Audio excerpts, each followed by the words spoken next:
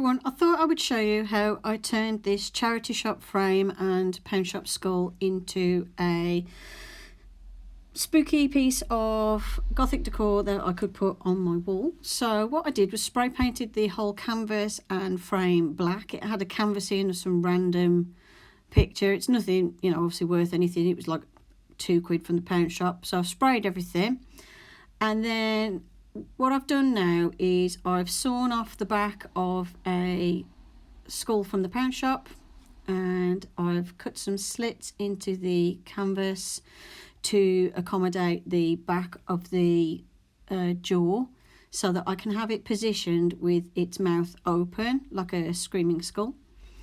And what I'm doing here as well is I'm cutting along where the back of the skull meets the canvas, again because I want to add that tilt to the skull to make it look like it's screaming a little bit more.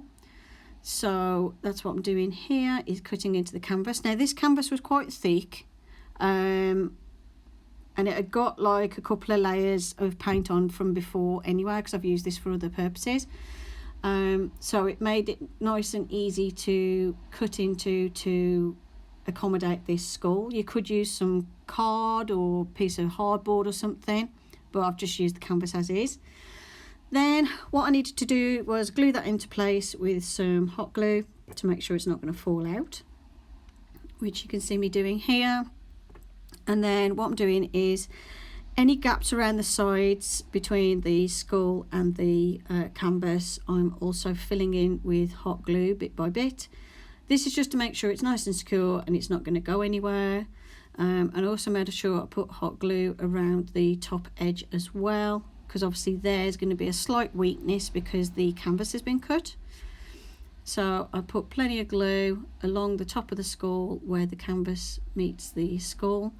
And then I went to the back of the canvas and applied plenty of glue at the back to make sure the flappy bit of canvas was stuck to the skull, and then added more glue on the back of the jaw as well as the back at the top of the head, just to make sure everything's well glued into place and fairly solid, because obviously you don't want this falling out the frame afterwards. So you're seeing a bit, I tilt the whole thing up. So as you can see, because I cut that slit in the back, I was able to get the skull to go through the canvas a little bit. It just made the edges neater. I mean, it's all going to be painted, like the glue is going to be painted black anyway, but it just makes it a little bit neater. And then I'm just adding more glue to make sure it's nice and secure. It didn't take very long, and obviously the glue's the skull's very lightweight. The frame is fairly sturdy, and so is the canvas that's in it, and I found that was more than enough to support the skull. Then once I did that, I touched all the paintwork up because they've got some chips and got some little missing pieces. So here I'm making sure that I touch everything up. I'm also making sure the glue is all painted black so you can't see it as much, and I'm touching up the frame as well, because when I spray painted it, it was missing a couple of little bits, and also I wasn't, the spray paint's a satin finish, which is still a little bit too shiny for me, so I just touched it up with my paint, and that just dulled it down enough for what I wanted. And I'm just making sure that I've got no little gaps or anything missing. Then the next thing to do was to paint the skull to make it look a bit better and to really make the details show up. So what I did here was an antiquing effect, which is where you cover the object in black paint and then you rub it off, and the black paint goes into all the nooks and crannies and makes all the details show up, and it makes it look a bit older. It just makes it look better than a store-bought £1 plastic skull. So here I've got plenty of acrylic paint. Don't be stingy with the paint, put plenty on, and it'll work a lot better, because if you put plenty of paint on, you're going to definitely get into all those little cracks, crevices and details, so that they'll show up. If you don't put enough paint on, it'll all just wipe off, and you'll find that you haven't really covered the grooves and things to make them stand out. I mean, you could paint the whole skull black and then go over it with some metallic luster wax to make it silver if you wanted to, or you could paint it silver. But I wanted to have it sort of like a dingy sort of grey sort of colour. You'll see what I mean when I wipe it off. So yeah, work as quick as you can because you don't want the paint to dry solid on the skull, because it's harder to wipe off. Make sure you get into all the gaps, especially inside the mouth, because this will be wall mounted. If you miss any bits underneath and inside the mouth, it's going to stand out like a sore thumb once it's wall mounted. And because obviously the position you're going to look at it is from either face to face, like head height or slightly above. So here I'm just going over all those bits where I can see little gaps. Little bits of the original colour showing through. This took a little while, but it's worth doing. I could have changed the size of my brush, but I didn't really want to dirty a load of brushes because I've just cleaned them all. So just take your time and make sure you cover all those little nooks and crannies.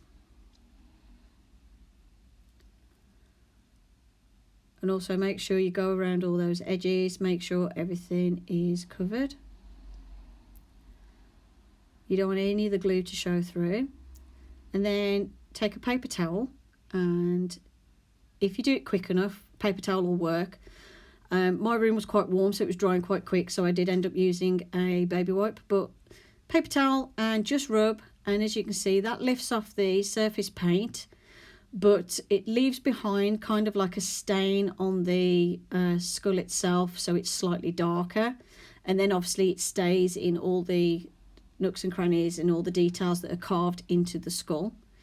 I found it after a bit, it was a bit hard to get some of the paint off because my room was so warm, and my paint dries quite quickly.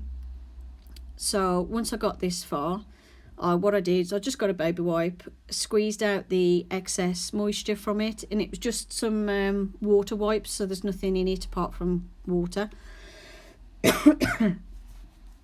And then use that, and that works a lot quicker. So what you need to do now when you use a baby wipe, you're literally just tickling the surface of the skull to get the paint off. If you rub too hard, you'll fetch all the paint off. So you just need to just very gently dab, and you can see it lifts off a lot more paint a lot quicker, so I can get the effect I want. And obviously if you kept rubbing, all the paint would come off. But it's not a problem if you do take too much paint off. You can always paint over the surface again with another layer of paint and just start again. It won't cause any problems. So once you've got the main bulk of the face exposed, then just go around the edges above where the glue line is and remove any paint you want there. You do want it to still look grimy and gungy, so you don't want to take it all off. So I'm just very gently wiping here and there, removing little bits that I don't want, or any bits that look a bit funny. And as you can see, that's made all the details on that show up. I also wiped down around the edge of the frame to remove any excess paint. So as you can see, that looks a lot better. What I could have done with though is not that little bright streak not being at the top, but that's something I can touch up later. I didn't notice at the time of filming.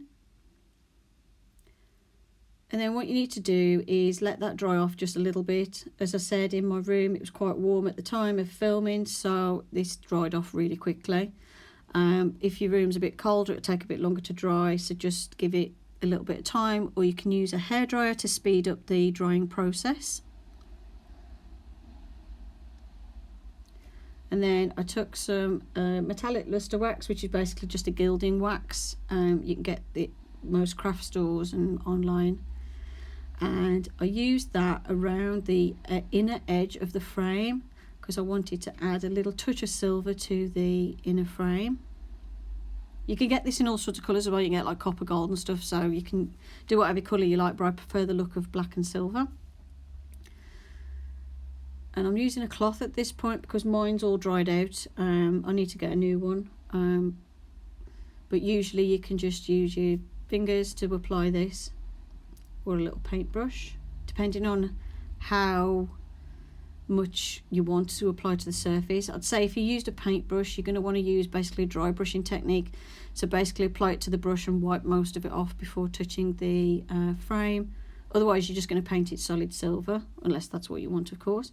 And I went over and did a couple of coats of this just to make that inner part of the frame stand out, just to make it look a bit more interesting than just being a plain black frame. Then the next thing I did was I applied a small string of blue LEDs. What I did was just went in through the back and cut little slits into the canvas to stick the bulbs through, and then glued everything to the back inside of the frame like this. This string is the only one I had, which has just got 10 bulbs on it, but if you had one with more bulbs it would look even better. And this is what it looks like on my wall. Hope you enjoyed the video. Thanks for watching, and I'll see you in the next one. Bye for now.